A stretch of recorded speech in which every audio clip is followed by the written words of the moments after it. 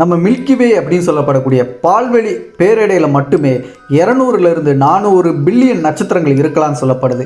தோராயமாக இவ்வளோ நட்சத்திரங்கள் இருக்குன்னு சொல்லப்படுறதுல ஒரு கிரகத்தில் கூடிய பூமியை தாண்டி உயிர்கள் இருக்கிறதுக்கு வாய்ப்பில்லாமல் இருக்கும் அப்படிங்கிற கேள்வி சயின்டிஸ்டுகள் மனசில் மட்டும் இல்லை, நம்மளில் சில பேரோடைய மனசில் கூட அப்பப்போ வர்றது உண்டு.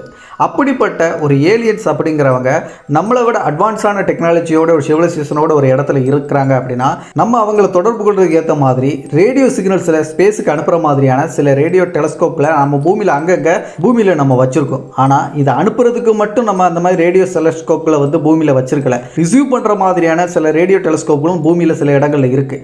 அது மூலமாக இதுவரைக்கும் மிஸ்டீரியஸான ஒரு சிக்னல் வந்து ரிசீவ் செய்யப்பட்டிருக்கு அப்படின்னா வாவ் சிக்னல் அப்படிங்கிற ஒரே ஒரு சிக்னல் தான். கிட்டத்தட்ட 72 வினாடிகள் நீடிக்கக்கூடிய அந்த சிக்னல் அப்படிங்கிறது இன்னைக்கும் விடை தெரியாத மர்மமாக இருக்கக்கூடிய ஒரு சிக்னலாக இருந்துட்டு இருக்கு. அந்த சிக்னல் உண்மையிலே ஏலியன்ஸ் அனுப்பின ஒரு சிக்னலா இல்லை ஸ்பேஸ்லேருந்து வேற ஏதாச்சும் ஒரு இடத்துலேருந்து வித்தியாசமாக வேற ஏதாச்சும் ஒன்றுலேருந்து ரிசீவ் செய்யப்பட்ட ஒரு சிக்னலா அப்படிங்கிற அறிவியல் ரீதியாக விஞ்ஞானிகள் என்ன சொல்கிறாங்க அப்படிங்கிறது எல்லாத்தையும் பற்றி கூடிய சீக்கிரத்தில் நம்ம சேனலில் அந்த வாவ் சிக்னலை பற்றி தெரிஞ்சுக்க போகிறோம். அந்த வீடியோ மிஸ் பண்ணாமல் பார்க்குறதுக்கு நம்ம சேனல் இன்னும் கூட சப்ஸ்கிரைப் பண்ணி பெல் நோட்டிஃபிகேஷன் அட்டாச் பண்ணி வச்சுக்கோங்க.